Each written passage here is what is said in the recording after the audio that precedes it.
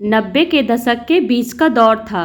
Varun IIT से computer science में BTech कर चुका था। उसे कैंपस से साल भर पहले ही नौकरी मिल चुकी थी। उसे इंडिया की टॉप आईटी कंपनी के अतिरिक्त अमेरिका की एक स्टार्टअप कंपनी से नौकरी का ऑफर था। वरुण के माता पिता चाहते थे कि उनका बेटा इंडिया में ही नौकरी करे, पर वरुण अमेरिका जाना चाहता था। अमेरिकी कंपनी उसे बेहतर वेतन ऑफर कर रही थी। इकलौते बेटे की खुशी के लिए माता पिता ने उसके अमेरिका जाने के लिए हामी भर दी। वरुण के अमेरिका जाने से एक हफ्ते पहले उसके घर पर पार्टी थी। वरुण के मित्रों के अलावा माता पिता के मित्र और कुछ करीबी रिश्तेदार भी थे। उन दिनों अमेरिका में आईटी की स्टार्टअप कंपनियों का बोलबाला था। पार्टी में उसके पिता के एक करीबी मित्र की बेटी तुलिका भी आई हुई थी। इत्तेफाक से उसने भी इसी वर्ष इंजीनियर की पढ़ाई पूरी की थी। वह भी अमेरिका जा रही थी।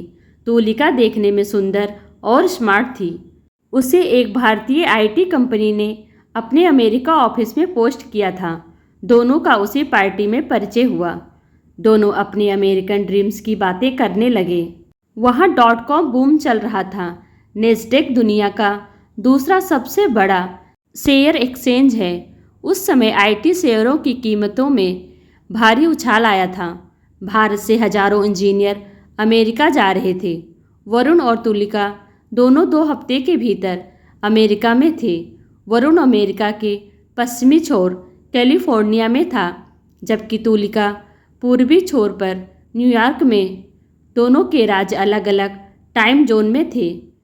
न्यूयॉर्क कैलिफोर्निया की तुलना में 3 घंटे आगे था।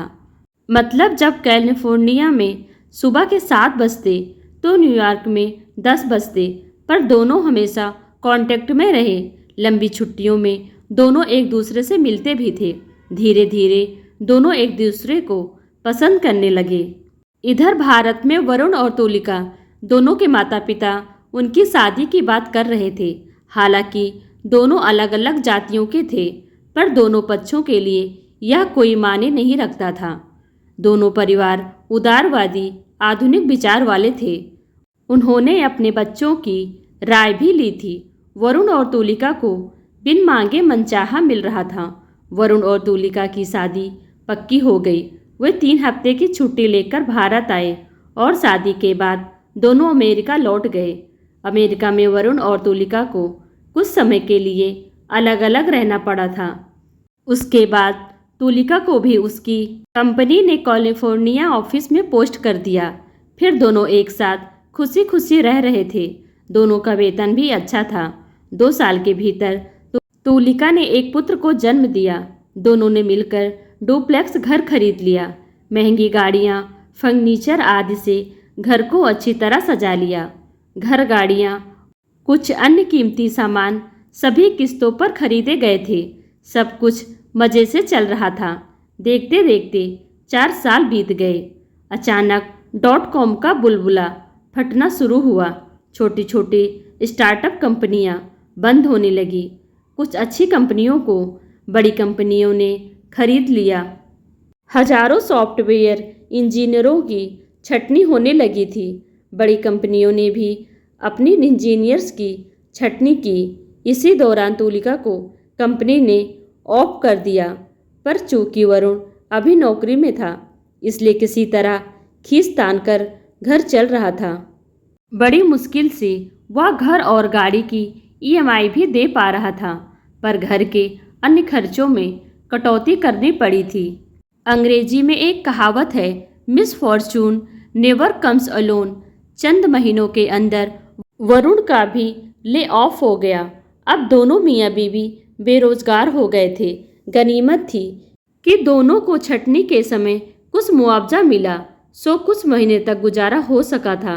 यह अच्छा रहा कि उस समय तक दोनों को अमेरिका का ग्रीन कार्ड मिल चुका था, वरना सब कुछ औनी पौनी कीमत पर बेचकर भारत वापस आना पड़ता। वरुण कुछ बच्चों को होम ट्यूशन पढ़ाता था, जिससे कुछ आमदनी हो जाती थी। फिर भी उनको पैसों की काफ़ी कमी रहती थी। इस बीच तुलिका जिस कंपनी में काम करती थी उसका मालिक एक अमेरिकन था, हैंडसन। उसकी उम्र 40 वर्ष से कुछ कम रही होगी। उसकी शादी के 10 वर्षों बाद भी कोई बच्चा नहीं था। दोनों मियाँ बीवी एक बच्चा चाहते थे, पर मिसेस हडसन इसमें सक्षम नहीं थी। उन्हें एक सरोगेट मदर की तलाश थी। एक दिन उन्होंने तुलिका और वरुण दोनों को डिनर पर घर बुलाया। वरुण और तुलिका अपने बेटे आशुतोष के साथ हडसन के घर गए। हडसन दंपति ने उनका गर्मजोशी से स्वागत किया। आशुतोष उनकी पालतू बिल्ली के साथ खेलने लगा। हडसन ने प्यार से उसे कहा, how cute boy. Mrs Hudson बोली, तुम लोगों को बहुत ज़रूरी काम से याद किया है हमने। तुम लोग बुरा ना मानना, एक रिक्वेस्ट है हमारी। हम दोनों पति पत्नी संतानहीन हैं और एक सरोगेट मदर की तलाश में हैं। तुलिका, तुम अगर चाहो तो हमें बच्चा दे सकती हो। तुलिका बोली, भला मैं इसमें क्या मदद कर सकती हूँ। हडसन बोला, मेरी पत्नी माँ नहीं बन सकती, पर तुलिका अगर तुम चाहो तो यह कार्य कर सकती हो। सरोगेट मदर बनकर, या सिर्फ हमारा विनम्र निवेदन है, तुम इस पर विचार करके बता देना। बाद में तुलिका और वरुण एक दूसरे का मुंह देखने लगे। मिसेस हडसन बोली, तुमको शायद पता नहीं है, कैलिफोर्निया एक सरोगेट फ्रेंडली राज्य है। यहाँ कमर्शियल सरोगेसी वैध है। तुलिका बोली, मिसेस हडसन, आपको शायद पता हो, हम भारतीय मातृत्व का सौदा नहीं करते। मैं जानती हूँ तुलिका, इसलिए शुरू में ही हडसन ने कहा था कि यह हमारी विनम्र प्रार्थना है, पर हम यह भी जानते हैं कि तुम लोग दिल से बहुत उदार हो।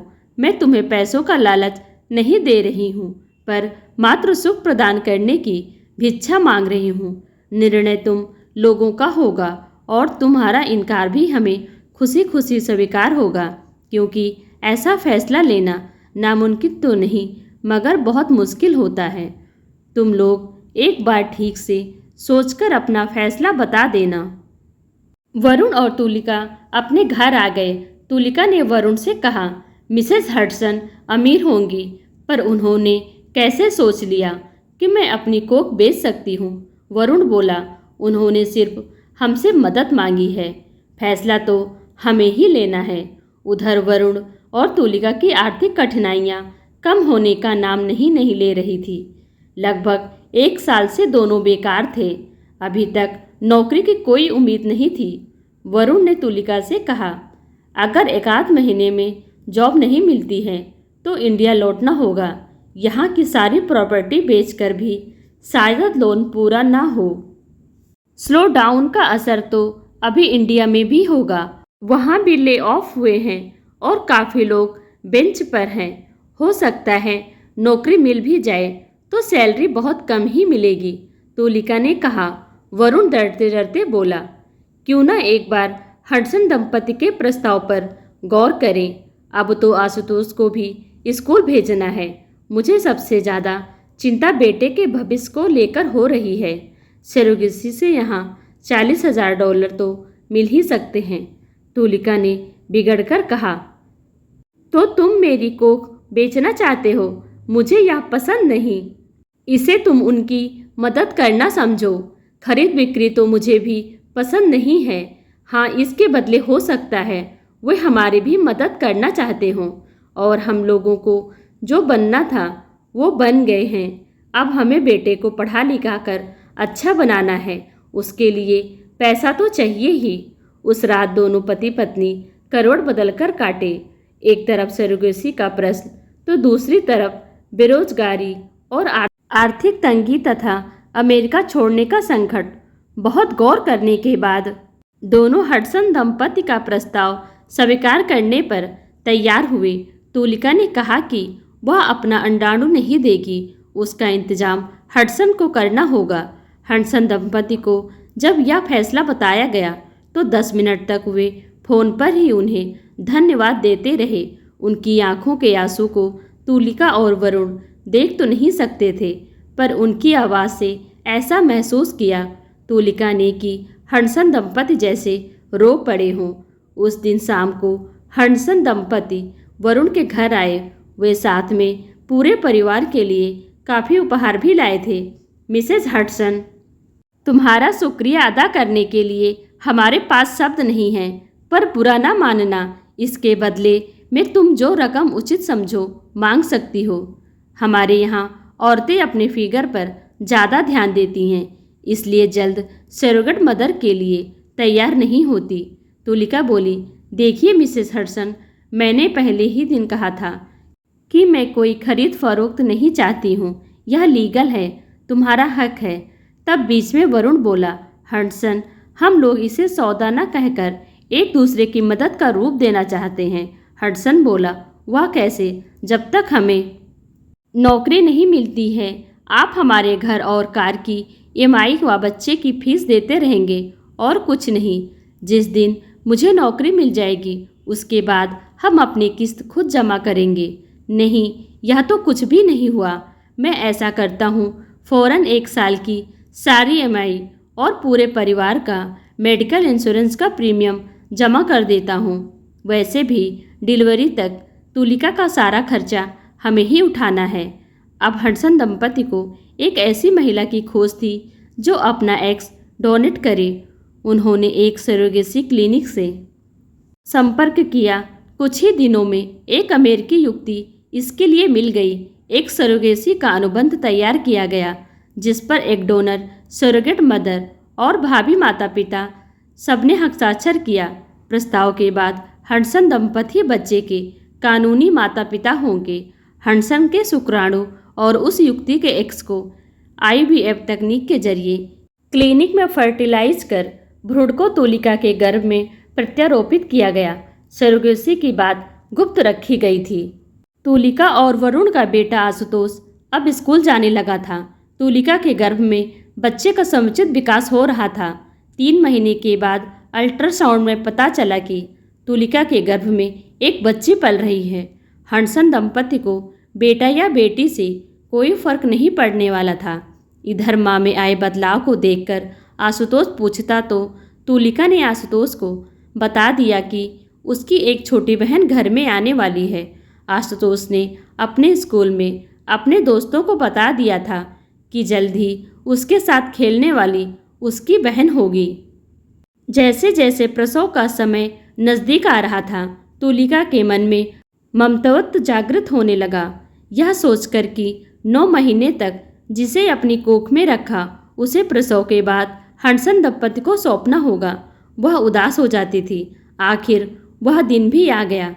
तुलिका ने एक सुंदर स्वस्थ कन्या को जन्म दिया, पर तुलिका ने उसे अपना दूध पिलाने से मना कर दिया।